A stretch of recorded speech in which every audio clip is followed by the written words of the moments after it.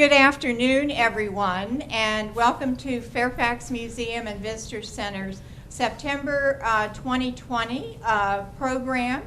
And as you can probably see, we're actually not at Fairfax Museum and Visitor Center. We are in the City Council chambers at Fairfax City Hall, and that provides us the room to have both in-person attendance for our program, as well as the technology in place for our virtual programming. And so with COVID-19, it looks like this is the way we're going to offer programs for the next few months. And it's not perhaps ideal because we really like to have the chance to ask questions and interact with the attendees and also with our speakers. But I think what has really propelled us to do this is really our mission is reaching out with education and information to the public. So this looks like the best way that we're able to do that and keep our mission going during COVID-19. And this is the program today is one of our series of programs and outreaches on the centennial of the passage of the 19th Amendment. Granting women, now again, not all women, right. But some women, certainly white women, the right to vote in elections. So this is a tremendous achievement for women, for voting rights. The story was not over really until the 1960s with the passage of the Voting Rights Act. But I know our speaker will speak probably a little bit about that. And today we're really lucky to have with us for our speaker Professor Alice Regan. She is a professor of history at Northern Virginia Community College. She's actually making a return appearance for a second Sunday program. I think she was here about 5 years ago, yeah. Mm-hmm. and spoke with us. So we're delighted that she agreed to come back for return appearance, particularly during this suffrage centennial commemoration year of 2020. She has a master's degree from North Carolina State University and has a long, she has a logo, has a long teaching career with Northern Virginia Community College, and when you look at the reviews of her classes, she gets excellent reviews for interesting content and delivery of the subject matter. I'd also like to say that Professor Regan has been one of the really strong backbones of getting what is called the Lucy Burns Museum at now what's called the Workhouse Art Center up and running. That museum opened earlier this year, and it probably wouldn't have happened without certainly the help, the scholarship, and the tremendous support of Alice and many other women in our community. So if you have not had a chance to visit the Lucy Burns Museum, please do so. It tells the local story of the American women's fight for suffrage. And here in Fairfax County, we have a very important part of that story, and that's going to be the focus of Professor Regan's talk today on the Occoquan suffrage prisoners. And many of you may have heard of that, but she tells a fascinating story, the biographies of the women who were imprisoned after they were peacefully marching in Washington, D.C., and taken to what was then the Occoquan workhouse, and force-fed and just treated really horribly. And it's a very important part of the women's story of suffrage, and certainly one that we wanted to let our visitors know more about during this centennial year.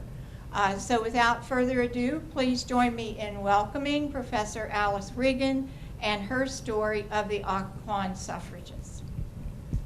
Thank you. Thank you. Before I get started, I would like to recommend a book to you that was published last year. It's by Tina Cassidy. It's called Mr. President, How Long Must We Wait? Alice Paul, Woodrow Wilson, and the Fight for the Right to Vote. It does an excellent job, among other things, talking about what happened at Occoquan. Also, Tina Cassidy was a consultant and what I call a talking head on the PBS American Experience, The Vote, which is excellent too if you haven't seen it. I know they've been showing it again and again and again, but that's PBS. So anyway, okay. Well, as Susan said, I'm going to be talking today about the Occoquan suffrage prisoners. And to begin our story, we have to start with Carrie Chapman Catt and NAWSA. Okay. In the early 20th century, the dominant women's suffrage organization in the United States was the National American Women's Suffrage Association. This was an organization that had been around since the 19th century. Its sort of foremothers, whatever you want to call them, were people like Susan B. Anthony, and they used the practice of lobbying politicians whenever they could.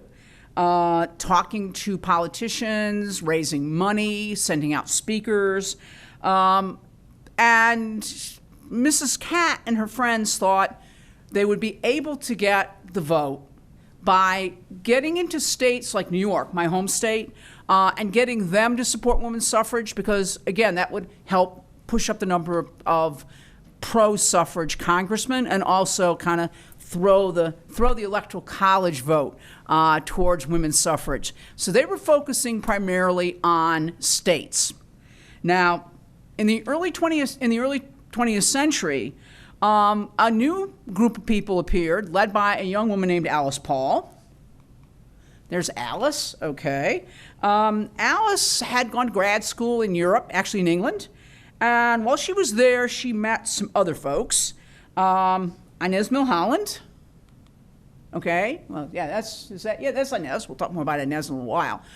Inez dies, let's put it that way. Lucy Burns, who our museum is named for.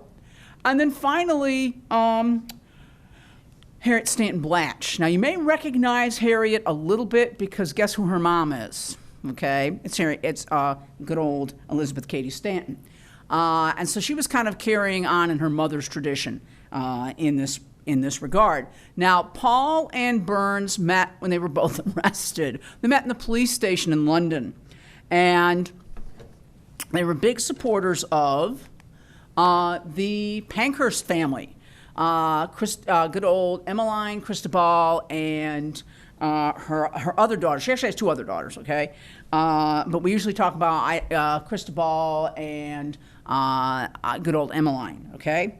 Well, while they were in Europe, or in England anyway, they watched what the Pankhursts did. Now, the Pankhursts were very radical. They wanted to get women out in public protesting for the right to vote, so they staged big parades. We know about the parades already from here. They did some other things, though, that were very controversial. They went into London's West End, which is where the rich folks lived, and threw rocks through people's windows. They firebombed some buildings. They set golf courses, well, they put acid on golf courses. They slashed seats on the train system. They even threw eggs at the prime minister, although quite frankly, Mr. Asquith was kind of a stuffed shirt anyway, so he probably asked for it, okay? In any case, both Lucy and Alice were arrested. They were sent to Holloway Prison, which was where women who were considered to be a problem were sent by the British government. And Alice and Lucy were both force-fed there because they went on hunger strikes. Now, we'll come back to the whole hunger strike thing later on.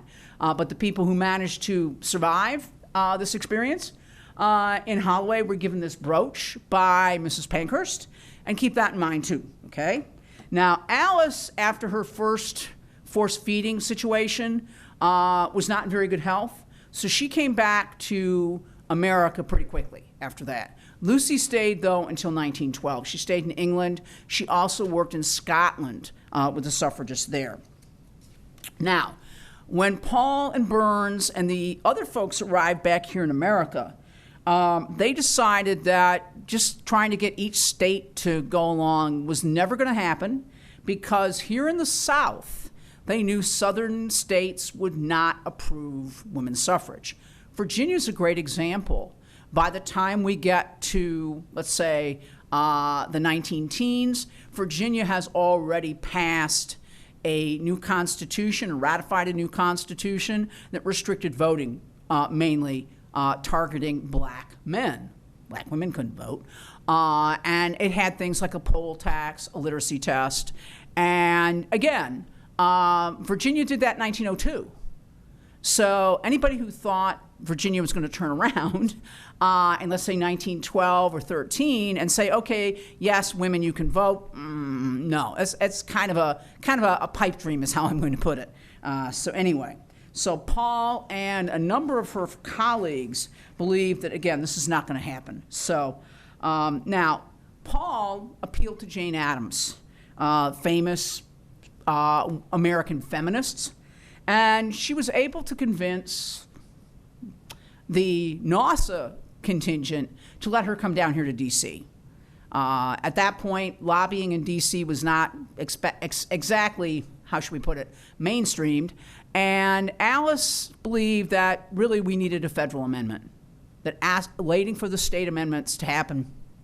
Again, here Virginia's a perfect example. Virginia voted down women's suffrage 3 times between 1912 and 1915. So it was very, and usually by horrible margins too, okay? Like 20 yeses, 80 nos. So it wasn't happening anytime soon. Now what Alice wants to do is she's going to challenge the people in power. And after 1912, that's the Democrats, led by Woodrow Wilson. And so what she's going to do is she's going to play what my brother and his friends might call a giant game of chicken with Wilson. They're going to keep upping the ante. They'll do something, Wilson responds. Wilson is always kind of back on his heels throughout this. He's always responding to what the women do. Wilson doesn't support a federal amendment to the Constitution. As a good Southern Democrat in the early 20th century, he supports the idea of state-by-state action. So when people like Alice Paul and others start lobbying him for a federal amendment, he's like, no, I'm not interested. It's up to the states. So, okay. Here is actually where one of the places they got their idea for the big parade in 1913 from. When King George V became king, the suffragists, or suffragettes as they were called in England, staged a huge parade. The same way we're going to see happening in D.C. when Wilson gets inaugurated. And you've got Anna Bryce, who is actually a member of Parliament's daughter, doing what we're going to see Inez do later on, okay? British suffragists ignored old ideas about women's place being in the home or in the private sphere, which means you could go to church and do charity work, but that was about it, and insisted that women had the right to be out in public. And so that's what these parades in England are going to be about. That's what our parades are going to be about. They want to make it clear that the women involved in the suffrage movement are not just a bunch of old maids or, to use a term they would have used, hysterical females. Okay, so they carried banners with messages. We're going to see lots of banners with messages in a few minutes. Okay. This is, whoopsie daisy. This is, again, oh yes, this is Mrs. Kent, okay. A difference between, before we move on to Mrs. Kent and what Alice didn't like about her, an explanation between suffragette and suffragist. Suffragist was a term, actually it's an old English term, meaning the vote. In the colonial period, it came to be about voting for men, but by the middle to late 19th century, it became about votes for women. Now in England, because again, people were kind of, well, why do these women want to vote? British journalists came up with the term suffragette. This was a derogatory term. Somehow adding that et on the end kind of diminishes them, makes them sound kind of silly and young and all that stuff. Remember, when England is talking about women's suffrage, there are still a sizable number of men in England who can't vote yet. Okay, they keep expanding who gets the right to vote in England. They started that with the Great Reform Bill in the 1830s, and they just kept expanding more and more and more. Before that, only about 10% of the voters in England could vote, and they were all white men who owned property. Okay, so beginning in 1912, the Alice Paul and her supporters decided to target, as I said, the party in power, the Democrats, with a more radical approach. When Wilson arrived, as you all probably know, he discovered that nobody was there to see him when he got off the train at Union Station, because they were all over on Pennsylvania Avenue watching the suffragist parade. Okay, about 8,000 women, led by Inez Milholland, a very well-to-do lawyer from New York. She was a labor lawyer and an early opponent of the death penalty. She'd been involved in helping the women who had participated in the great strikes in the textile industry right before the Triangle Shirtwaist Fire. One of the keys to understanding the Triangle Shirtwaist Fire, for those of you who have always wondered about it, is the people who owned the Triangle Shirtwaist Fire were one of the few groups who wouldn't settle with the strikers. And you can see why when you find out what happens. So anyway, Inez leads this huge parade down Pennsylvania Avenue, okay? There are 8,000 women there. Some of them have their academic gowns on, they're professors. Some of them are nurses, they have their nursing uniforms on. And Inez is chosen again because she's kind of the beautiful one, and she doesn't like that, by the way. From what we understand, Inez didn't like the fact, she felt she was being used for her attractions. She wanted to be taken seriously, and as I said, she was a very early opponent of the death penalty. She was a labor lawyer, and she didn't like being out there saying, here she is, she's beautiful, which is how Alice and Harriet Stanton Blatch kind of wanted to portray her. Okay. Now, when the parade took off, what happened was it was mobbed by a group of men in D.C. Some of them were drunk, some of them were just obnoxious, and they actually had to get the army to protect the women. There was a huge congressional investigation. The D.C. police got their hands slapped, not for the last time, and again, this got the women some sympathy initially, because these are respectable women. I mean, there they all are in their academic gowns, their nursing uniforms, and some of them brought their kids with them and everything else. And these kind of parades continued even after 1912.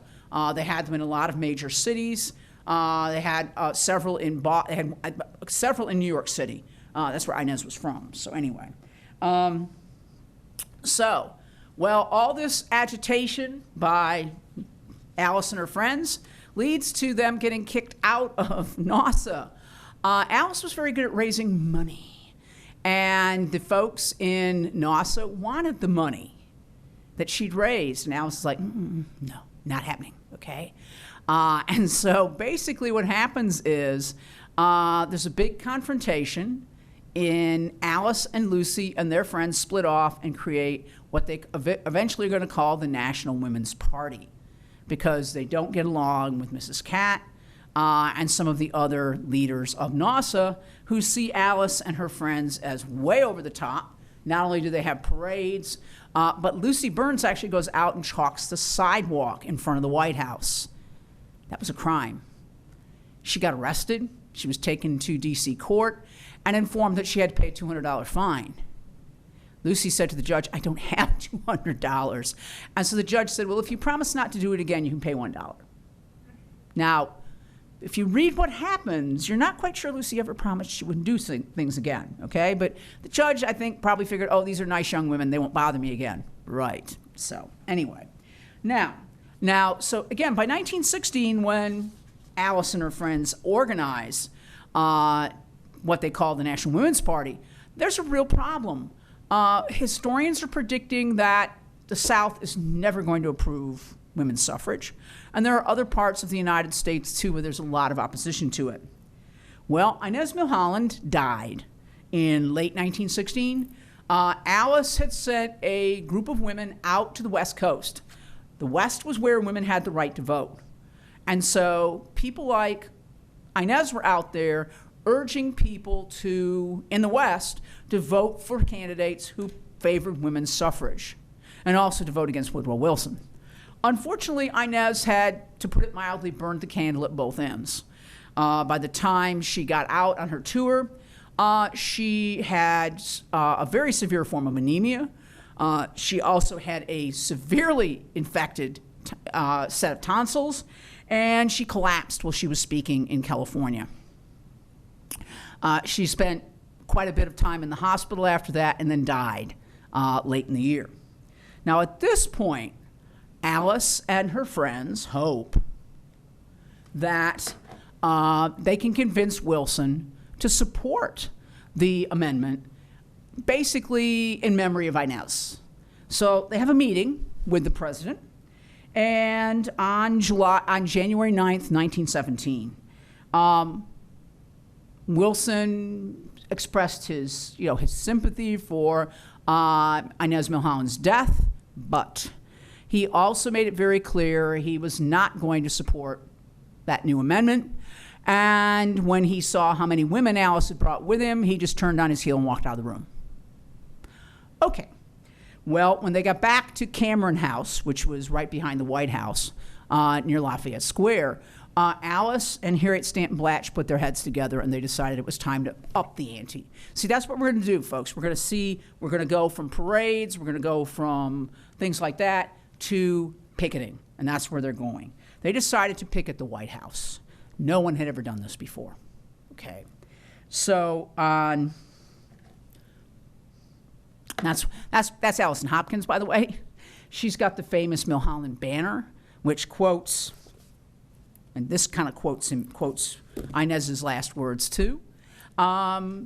This became a standard in front of the White House. I mentioned Allison Hopkins because her husband, they were from New Jersey, was a good friend of Wilson's and had actually helped run his reelection campaign. Okay? And here's his wife out there with the banner saying, okay, Wilson, when are you going to get on board? Paul and Blatch, as I said, agreed to this picketing. And Alpha Belmont, a very wealthy widow from New York, paid for it. She wrote them 2 checks of $5,000 each. Everybody always says, where did they get the money from? Well, we found out. It's Mrs. Belmont. And she supports the pickets. And by the way, if you're asking, what is that worth? It's estimated that in the end, she gave Alice Paul something around $77,000, which if you can convert it to today's money, would be about $1.7 million. So Alice was getting a lot of support from her. She got a lot of support from a couple of other women. I'll mention one of them later on. But she also got support from smaller donations from people who just supported what she was doing. I know I was really surprised. I went home for Christmas last year in my hometown, which is Utica in New York. I went to the Oneida County Historical Society. They had a wonderful display on women's suffrage in Oneida County. And I discovered that the woman who was the head of the local suffrage organization and some of her friends had actually sent Alice some money to support the pickets. So, you've got Mrs. Belmont, but you've also got some what we call smaller donors that are helping out, okay? Wealthy widow Dora Lewis, who we're going to come to Dora in a few minutes, sent a donation from China where she was wintering. That's what rich people do. Anyway, beginning on January 10th, okay, 1917, 12 National Women Party's members left their headquarters at Cameron House, which was right behind the White House, to silently picket the White House. This was the first time, as I said, anybody's ever picketed the White House. Carrying banners with expressions such as, Mr. President, how long must women wait for liberty? They became a daily fixture at the White House. The Milholland banner, this is the one I showed you earlier, was carried the first day by Allison Hopkins. It would be carried later by others. Paul and Burns sent out calls for pickets all over the place, okay? Alice was very good at getting on the phone. So I have this kind of image of her sitting there in Cameron House with the phone attached to her ear, trying to talk somebody into doing something. And they recruited all women from all over the place. Here is movie? There she is.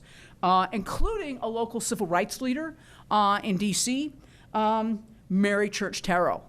Mrs. Terrell actually came and picketed several times with her daughter, but Alice always knew what the cops were going to do. She talked to the police chief every day, and so when he warned her they were going to start arresting people, Mrs. Terrell stopped.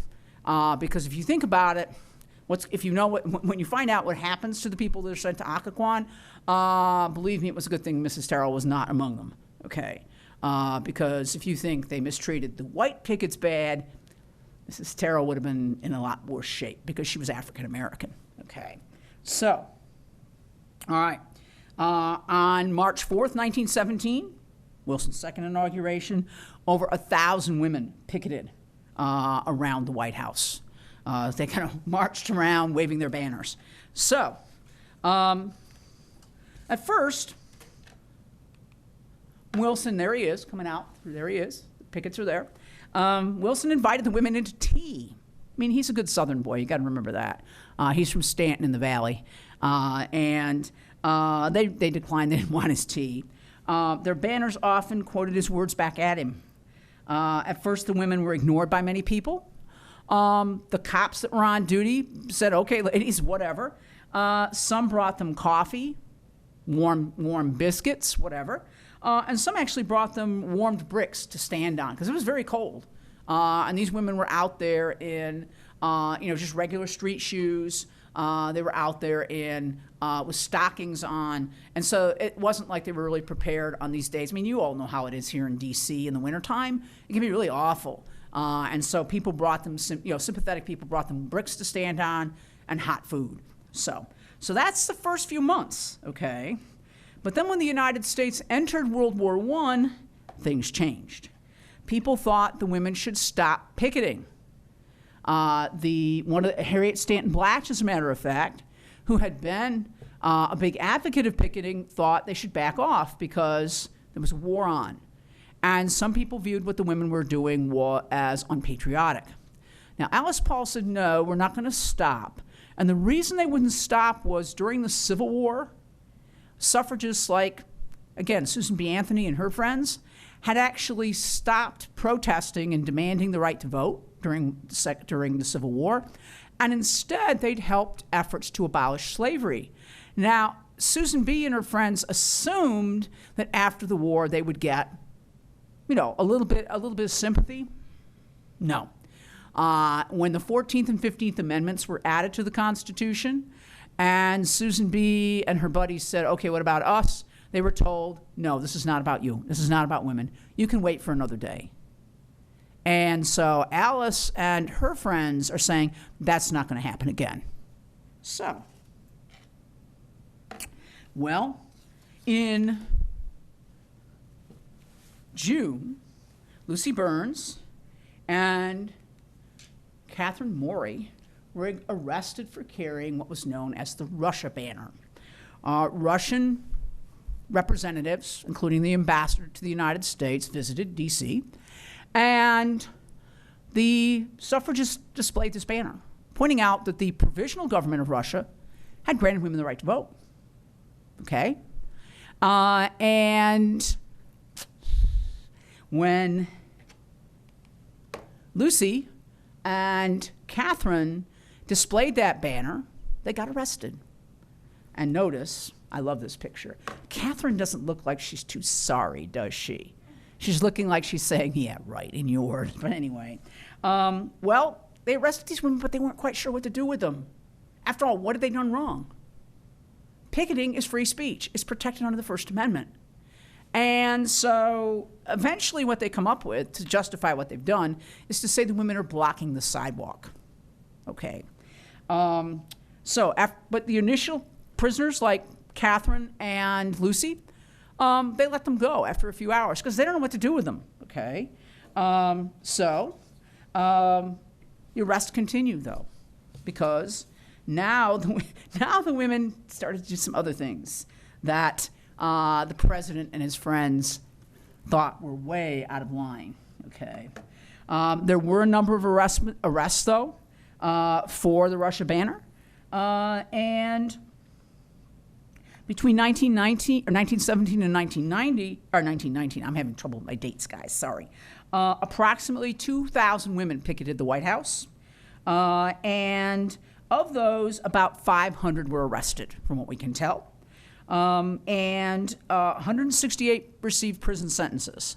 Many went to the D.C. jail. But 72 of them actually did come down to Occoquan. We've actually got the jail log, and Kenina Spalding and I kind of counted heads and figured out who went where, okay?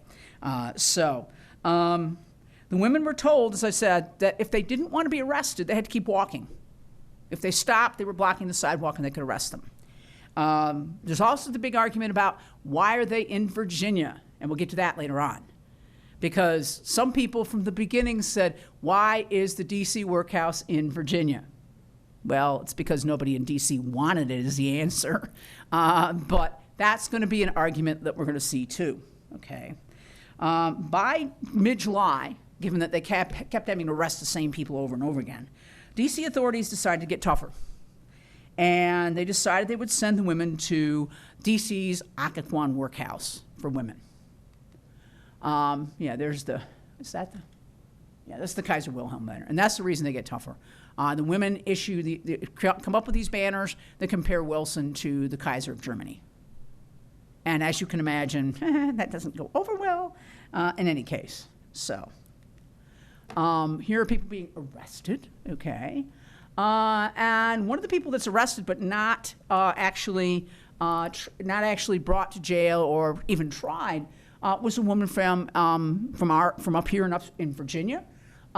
She had actually helped organize what was called the Equal Suffrage League before Alice and her friends got going. But she decided, like a lot of other women in Virginia did, Virginia was never going to approve women's suffrage on its own. And so in 1916, she threw in with Alice and her friends. So she got arrested, as I said. A lot of women got arrested. But as far as we can tell, the people who generally wound up in jail were either the ones really waving the banners at people or women who were kind of targeted as like the ringleaders of all of this. Somebody like Lucy, somebody like Dora Lewis, who we'll get to in a couple minutes, and a few other folks. So now, and here are actually some more folks from upstate, from here in Northern Virginia. These two ladies, Gertrude and Ruth Crocker, were originally from Illinois, but they came here for the protests. They were both incarcerated, one of them for 60 days in the workhouse, and afterwards they stayed around. They stayed in Arlington and opened what was known as the Little Tea House, which was a very sort of famous hangout for people like Eleanor Roosevelt, Amelia Earhart, and others. Unfortunately, it closed in 1963 when they built some other things there. Anyway, so. Okay, and here are the women in the D.C. jail. This is what the D.C. jail looked like inside. It was nasty. And this is the guy who was the head of the Occoquan workhouse. His name is William H. Whitaker. We finally found a picture of him. One of our consultant researchers, Stephen Hembry, was able to find this. He's been going through all the D.C. newspapers and finding a lot of pictures and stuff for us, so that's good. And okay, well, here is the women's workhouse as it was built. It was all wooden buildings. It was where, if you're familiar with the area, it's where the water treatment plant is today. If you go down 123, the workhouse is on one side of the road and the water treatment plant is on the other. They bulldozed this when they shut down the workhouse in 1998 because Fairfax County needed a new water treatment plant. It really did. I remember that. So anyway, this is what it looked like. This is where the women's suffrage prisoners are going to be sent. There are no cells there. They're dormitories, okay? And that's going to lead to some interesting problems. The Occoquan Workhouse for Women was opened in 1912. It was part of a progressive reform effort by good old Teddy Roosevelt. The workhouse took inmates out of D.C. and hoped to rehabilitate them with work and fresh air. Women at the workhouse did the laundry, the sewing, and gardening. They were housed in these wooden dormitories, as I said, and there were no cells in the women's workhouse. Despite early reports that the workhouse was wonderful, it was going to be this new wonderful experiment, Whitaker quickly earned a reputation for being pretty hardcore and pretty nasty. And so even before they went down there, the women knew, ooh, this is not good. Before the arrival of the suffrage prisoners, the women's workhouse averaged between 30 and 40 prisoners. The majority of them were black. It shouldn't surprise you given D.C.'s demography, okay? Most of the women that were there were pickpockets, bootleggers, drunks, prostitutes, shoplifters, that sort of thing. For the brief time when the suffrage prisoners were in Occoquan, they actually pushed the inmate totals over 100, which really stressed the operation of the workhouse. But that's one of the things Alice was trying to do. Alice is trying to put maximum pressure on all aspects of what Wilson can and can't do. So, from July through November, as I said, 72 women were sent down to the Occoquan workhouse in an effort to separate them and also scare them, quite frankly, from Alice. Alice served her one sentence in the D.C. jail. And at the workhouse, they had to wear prison clothing, which was harsh. It was often not washed. They had to sleep in nasty bunks that were, again, the bedding hadn't been washed either. They had to eat soup that was full of, worms and other interesting things. When I was in college, we used to talk about mystery meat. Well, this is apparently what they got here was mystery meat, only it was pretty nasty. So anyway, they had to sleep in cold cells. There were no blankets very often. And they had to do the laundry, the sewing, etc., all enduring harassment from Mr. Whitaker and his friends. The suffragists refused to wear the prison clothing.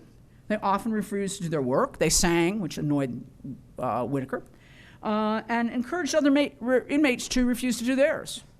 By the way, the other inmates kind of regarded them as the strange ladies, okay? At one point, prison authorities attempted to use black prisoners to intimidate the suffragists, beating them up, roughing them up. And it's very clear from what the suffragists say, a lot of them do have hang-ups about race, really bad hang-ups about race. They don't like the fact they're in this facility where the majority of the prisoners are black.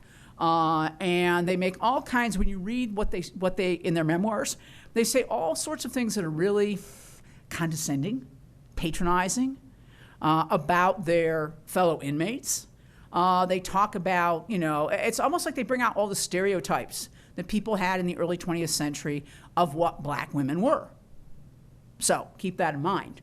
One of the biggest problems the American women's suffragist movement has is when you look at it, there's some real fractures about race and about class, too, by the way. Most of the women that are imprisoned at Occoquan are women who are what I would call upper middle class or are higher. They're used to having servants. They're not used to having to do the dishes or anything like that. And so when they're even asked to do something like do the dishes, no, that's not what they do. So the suffragists, by the way, tried to insist they were political prisoners and had to be treated better. Mr. Whitaker and his friends didn't buy that, okay? Two women, Annie Chisholm and Bertha Jackson, had their fines paid by their husbands. We're talking about a $25 fine, folks. That's all the D.C. government was asking from them. The majority of the women would not pay the fine. And some women's relatives actually tried to pay the fine for them, like Pauline Adams, who was from down in Norfolk. Her husband was a dentist. He tried to pay the $25 fine, and she said, no, you don't. So she did 60 days in the workhouse instead of letting her husband pay the fine. The first suffrage prisoners to be sent to Occoquan after their arrest was on Bastille Day, okay? July 14th, 1917. Again, they were sentenced for 60 days, or they could pay a fine. They refused to pay the fine. Now, some of the people included in this first group of prisoners were very, very, very important women, including Allison Hopkins. Her husband was a good buddy of Wilson's and had helped him get reelected. And Hopkins supposedly went over to the White House and basically said to Wilson, what is going on here? My wife is down there in Occoquan. Wilson tried to pretend he didn't know what he was talking about. What we today call plausible deniability. But Hopkins wouldn't let up. Some of the other women's husbands wouldn't. And they also had some very, very, very expensive, high-paid lawyers helping them, okay? After some negotiation, The first prisoners were released after only 3 days. They didn't want to accept the pardon. They said, we didn't do anything wrong. Why are you pardoning us? But their husbands came down and said, no. It's interesting that a lot of these women don't get arrested again. Kenina Spalding and I have looked at the patterns, and what we've seen is a lot of these women, particularly the ones who got sentenced to Occoquan, make sure they don't get arrested again, or they go home, because they don't want to wind up down here, okay? Lucy Burns actually came down with the husbands and lawyers. She wasn't incarcerated at that point. And she and Mr. Whitaker had some very harsh words for each other, as did the women's lawyer, who was, what's his name? Matthew O'Brien. And Matthew O'Brien was one of their lawyers, and he had some not very nice words to say to Mr. Whitaker, as did Dudley Field Malone. Dudley Field Malone's a really interesting case. He's actually having an affair with one of the suffragists. Her name's Doris Stevens. She's the one that wrote Jailed for Freedom. And he kind of throws in with the women. He gives up his job as the collector at the Port Authority in New York City. He'd been a biggie with Wilson. Well, not anymore, okay? So everybody's yelling at Whitaker. But Whitaker's in charge, and Whitaker can go up to D.C. anytime he wants and get more support, as you'll see. After the White House pickets displayed their Kaiser Wilson banner, more women were arrested. This time they were sent to the workhouse for 30 days. They didn't get any pardons because they're not Allison Hopkins and her friends, okay? Authorities also began to confiscate the banners, tearing them away from the women. On August 14th, 22 banners and 12 flags, those are the gold, purple, and white banners you see all the time, were confiscated and destroyed. The following day, 50 flags were confiscated and destroyed. And Alice and Lucy, actually it's Lucy, actually keep getting people to sew them. They had apparently in Cameron House, they had a room where that's all they did. They sewed banners. Boom, boom, boom, boom. And so they could always have more banners going out there. Some people actually came, some of the men that were upset about this, actually came and attacked Cameron House. Shots were fired, and the gentleman who owned Cameron House decided Alice and her friends were moving out because he didn't want people shooting into his building. So he sold the property eventually to the Cosmos Club. So anyway, 11 more women were sent down to Occoquan for 60 days after they protested on Labor Day, a parade honoring draftees. Okay, their banner stated that as mothers of guys who'd been drafted, they felt they deserved the right to vote. They were the first prisoners to insist they were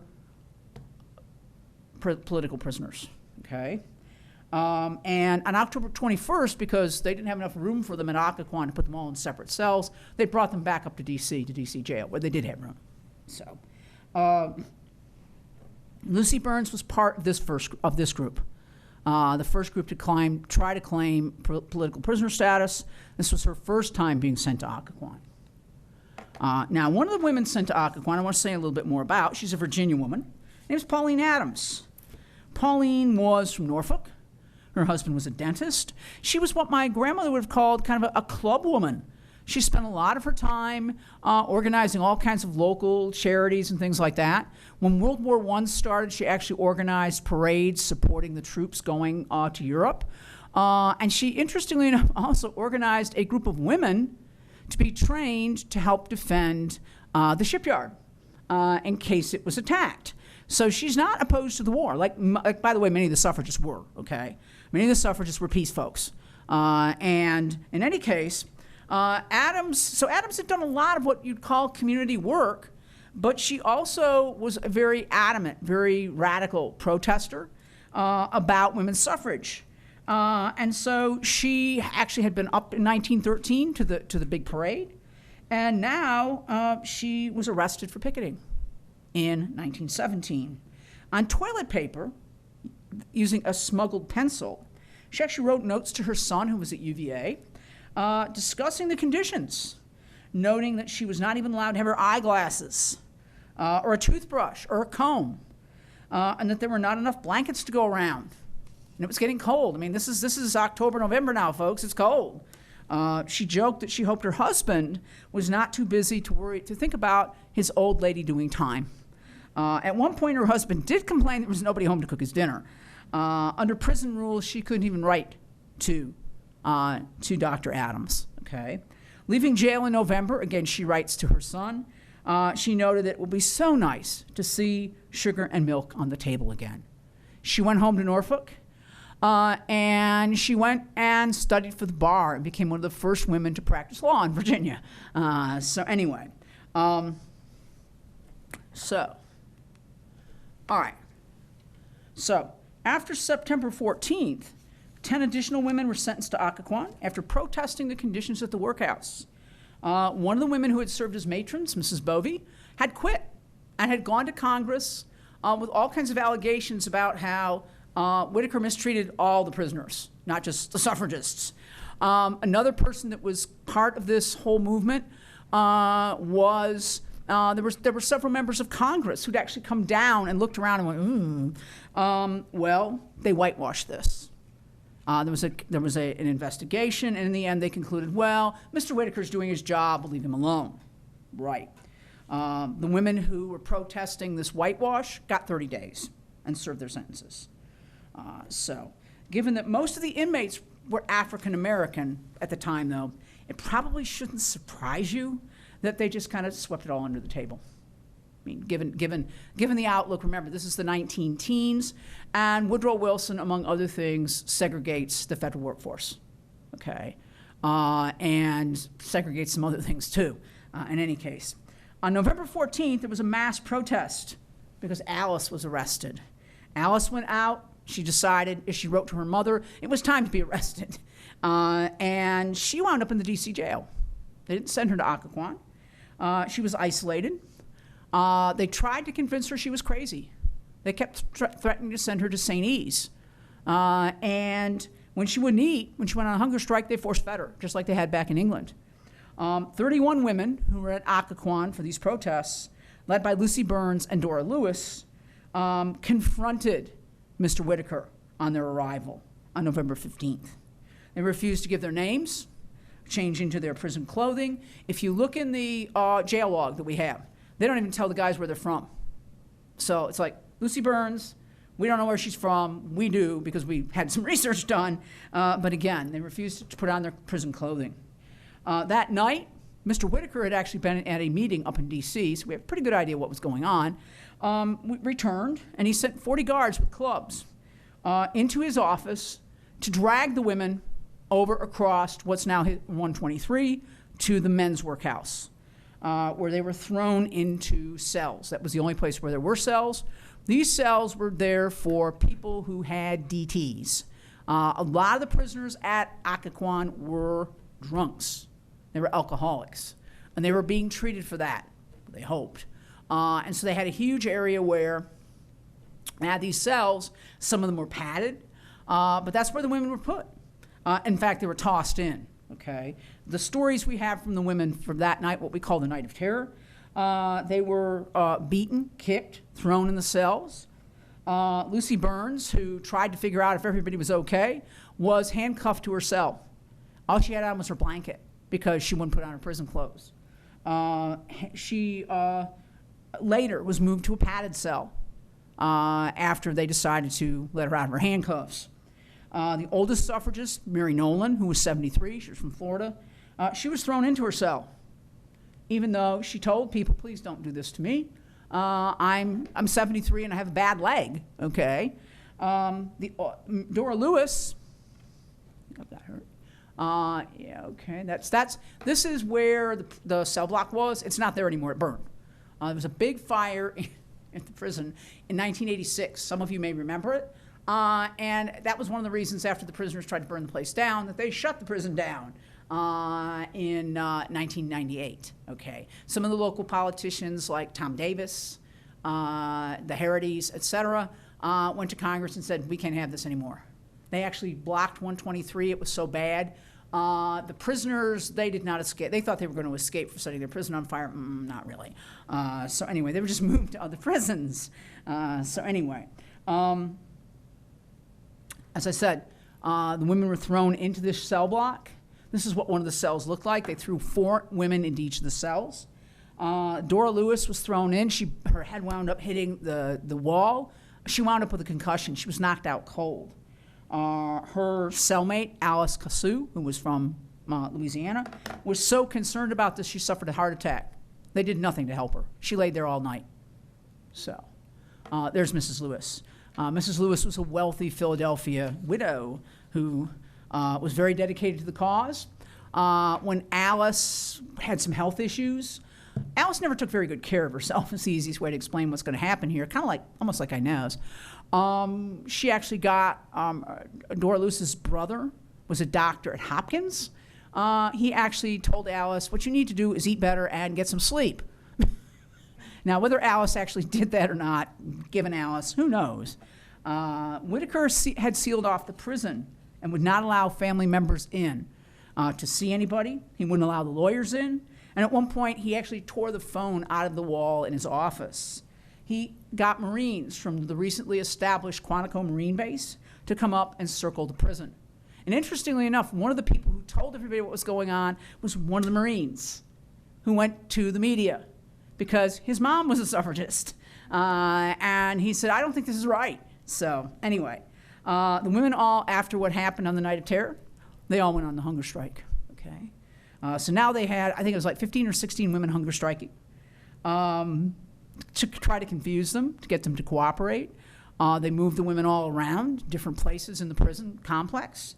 They offered them fried chicken, baked apples, and bread soaked in milk to try to get them to break their hunger strike. One of the women said, gee, fried chicken? One of the things Whitaker didn't realize was a lot of the women that he had there didn't eat fried chicken. It just wasn't their thing. It really wasn't. I mean, they're rich ladies from the north, okay? They don't eat fried chicken. Ew. Anyway, one of the hunger strikers noted she dreamed of eating a rabbit that she saw hopping around outside her window. Anyway, on November 19th, Occoquan officials decided to force feed Lucy Burns and Dora Lewis, who are leading the hunger strike at Occoquan. Lewis confronted Whitaker, insisting that force feeding was not about saving lives, which is what he insisted. She said, this is about more punishment and abuse. 3 other women, Alice, Paul, Rose Winslow, and Kate Heffelfinger, were force-fed at the D.C. jail as well. Burns and Lewis were in such bad shape at one point in Occoquan that the authorities moved them up to D.C., where they could be in the prison hospital. The prison authorities were afraid they were going to die. It's that simple. Back in D.C., NWP leaders, this is a British interpretation of it. We don't really have any American stuff. We've been trying to get one of the artists to develop something for us, kind of like this, at the workhouse. We have a number of artists that work with us that are actually really interested in suffrage art and things like that. So, but they haven't really come up with anything yet that we really want. So, some of the people at Cameron House actually went over to the D.C. train station to ask prisoners returning what's going on down there. Mary Nolan got out after only 6 days. The judge wouldn't sentence her to 30 days because he thought she was too old. And she came up and talked about what was going on. She talked about what happened on the Night of Terror.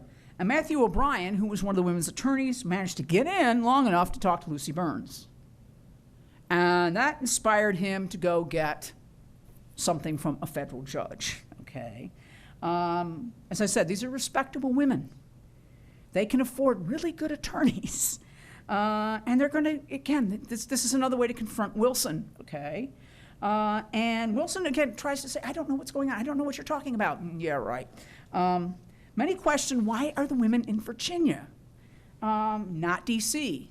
Well, the easy answer to that, folks, is when they set up Occoquan, nobody in D.C. wanted a workhouse in D.C. We've all heard of NIMBY, right? Well, no NIMBY. Okay, no, not in our backyard, not with a workhouse.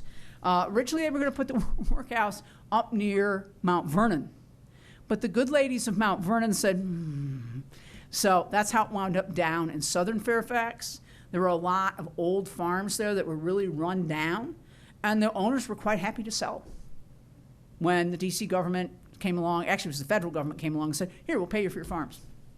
The people in that area actually welcomed the prison because it was steady employment for people who lived in Fairfax County. So, okay. So the women pointed out to Wilson, we can challenge this. And eventually Mr. O'Brien went to federal court in Alexandria. There's the old federal courthouse in Alexandria. And convinced the judge, there's Judge Edmund Woodill, to hear the women's case. So, by the way, a subpoena was issued for the women. A writ of habeas corpus was. And Mr. Whitaker tried to hide. He was conveniently on the road, whatever. Eventually, they did catch him at home. And on November 23rd, the women appeared in federal district court in Alexandria before Edmund Woodill. Judge Woodill's question was, why are these women in Virginia? Just what everybody else has been asking. Because it's very clear from the documents that were issued that the women were supposed to go to the D.C. jail. And in fact, we know from Dorothy Day, one of the women who was there the night of terror, that they originally were taken to the D.C. jail. And while they were sitting outside, they were in the paddy wagon, as they called the vans they took prisoners around back then. That somebody came out, there was a long talk, and they were told to go away. So that's how they wound up in Occoquan. They were originally supposed to be in the D.C. jail. And that's what Judge Woodill said. Why are they in the D.C. jail? When the women appeared before him, he was shocked. Actually, the spectators were shocked, too. Many of the women were still bruised from what had happened on the night of terror. Many of them were so weak and so sick, they could barely stand up. A lot of them just collapsed on benches. And again, Judge Woodill said, that's it. They can't go back to Occoquan. They're not going back to Occoquan. The women were released from the D.C. jail on November 27th and 28th, all of them, including Alice, by the way. Along with Alva Belmont, Alice created. Yeah, this is Mrs. Lewis after her ordeal, being assisted by some friends to a car. And this is another one of the suffragists. This is, I believe, Kate Heffelfinger, who had been force-fed in D.C. She's being helped to a car as well. So these women were in really bad shape after this happened. Think about Mrs. Lewis. She's 55 years old when all this is happening. She's a widow. And she's not going to go away. Some of the other women after this go away. Lucy Burns wants out, okay? Lucy Burns, as soon as the protests are over, she goes home. But, you know, of course, Alice never gives up. Alice's next cause is the Equal Rights Amendment. So, anyway. Now, here's Alva Belmont. Alva Belmont, wealthy widow. We've already seen how she contributed lots of money to the pickets. And after the women were released, she and Alice got together and they designed this, the jail door pin, which was given to everybody who had been in prison. Okay? You can actually buy these, by the way, from the workhouse. We sell them in the museum gift store. Little plug for us, but anyway, so. Also, they had a big party to celebrate all this at the Belasco Theater, which was right down the street from Cameron House. The court in 1918, course tossed out the women's convictions. They said, this is nonsense. This is a violation of their civil rights. And after that, Mr. Whitaker was retired. We know about that. I work for a state agency. We have people who retire all the time, and we know why. And the college doesn't really want to talk about it. Let's put it that way. So, okay. Let me get my next page.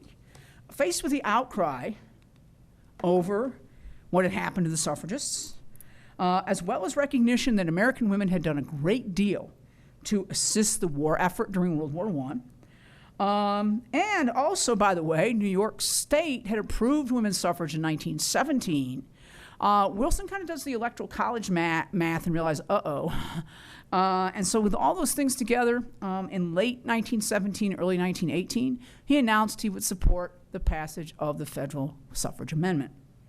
Although the House passed the amendment in 1918, the Senate held out. And big surprise, a lot of the votes were from places like Virginia. The leader of the Virginia delegation, Thomas Martin, who was our senator, said Virginia women don't want to vote when asked. And one of Alice Paul's lobbyists reported that Senator Martin actually ran away from her and jumped into an elevator that was for members only, so she couldn't follow him. She said at least she got some exercise chasing him. But anyway, so all right. So on Inez Milholland's birthday, August 6th, 1919, the women staged a big protest. 1918, when they all got banners and climbed on top of the Lafayette Memorial, which is in right behind the White House. They were arrested for this because the National Park Service does not want you doing weird things on top of their monuments. They still don't. Okay. And then after Wilson left for Paris to negotiate the end of World War I, the women took up burning what they called the watchfires, where they burned Wilson's speeches. They had a big cauldron, and they just would throw some wood in there, start it, and throw his speeches in on top. When the D.C. police came along and put them out, they just start another one over there. So the D.C. police spent a lot of time chasing the women around when they started these fires. Many of the women were arrested for this, but they only spent 3 to 5 days in. There's Lucy in the jail. Okay, she's in the D.C. jail at that point. Here's the old D.C. jail. This is what Teddy Roosevelt closed down, and they reopened it to put the suffragists in because they couldn't send them to Occoquan anymore. Okay, despite Wilson's pressure, the Senate was still reluctant to pass the amendment in 1919. Paul and her supporters realized there was a lot of criticism of them after they burned Wilson's speeches. A lot of people accused them of being, fanatics, of being socialists. Actually, some of the women were socialists, by the way. They decided to send a train dubbed the Prison Special around the country on a 3-week national trip to rally support. And here they are. These are some of the women who had been in prison. I think if you look in the back, Lucy's back there. And they wore their prison garb or makeup, copies of their prison garb. They got off. They made speeches, et cetera, et cetera. And at each stop, the women, as I said, talked about what had happened to them. The first speaker was Louisine Havemeyer. Now, she's wealthy. She's her old man, her husband, I should say her old man, actually was the head of the Sugar Trust here in America. So when he died, he left her a whole lot of money, which she used to open an art collection. And she charged people money to come in and look at the art collection, and she gave the money to the suffragists.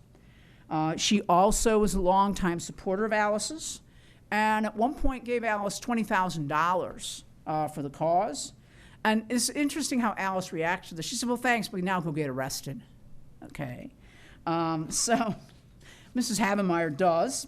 She goes out, and she tries to burn an effigy of Wilson in front of the White House. Believe me, she gets arrested. She was jailed in D.C., okay, so she never actually goes to Occoquan. She was one of the featured speakers on the Prison Special. That's in Syracuse, by the way, not too far from my hometown. And notice that the cops seem to be very, very nice. You can see here on this map, before the 19th Amendment is passed, you can see where the opposition to suffrage was. It was very, very, very, very, very much so here in the South. Virginia actually voted the suffrage amendment down twice. Only in Virginia, right? We didn't ratify it until 1952. By that time, women could vote. It wasn't a big deal, but it was more of a symbolic thing that Harry Byrd decided Virginia had to do, okay? Tennessee provided the breakthrough, however, on August 24th, 1920, after a young legislator named Harry Byrne changed his vote when his mother wrote him a letter and said, be a good boy. Vote for what Mrs. Catt wants. She was good friends with Carrie Chapman Catt. With the necessary 36 states, the amendment became part of the Constitution. Now there's Alice. They can't find this banner. The people at Belmont Paul have tried to find it. And who knows, maybe one of Alice's friends has it in a trunk in the attic. But when each state ratified the amendment, she sewed a star on the flag. And here she is after Tennessee. She displayed it over the balcony. Great party, whatever, and victory. So anyway, but that's not the end of the story. As was said earlier, A lot of women aren't allowed to vote still, women of color. African American women are not allowed to vote under this because most of the southern states, like Virginia, have those poll taxes.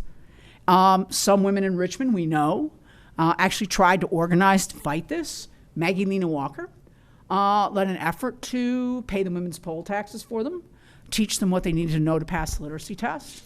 And at one point, Maggie Lena Walker even went down to the registrar's office in Richmond and raised Cain because what they were doing was they had the white women upstairs in the registrar's office, the black women were downstairs in the basement, and conveniently, oops, we never get around to the black women. So, as I said, Maggie Lena Walker said, I'll work as a registrar. They said, no, you can't.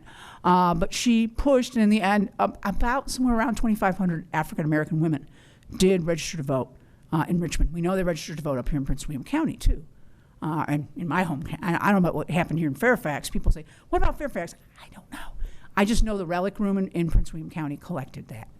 It's not till, it was said earlier, the Voting Rights Act and the 24th Amendment were passed, that voting was ended, or restrictions on voting were ended for women of color.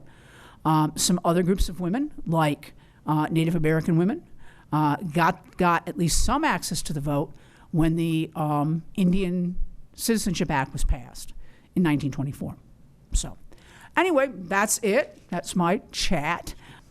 Well, thank you very, very much. No matter, I could listen to you probably all day. talk about these women. It's I think everyone has a fascinating story. Well, again, thank you, and you all have a nice rest of the day. Yeah. There.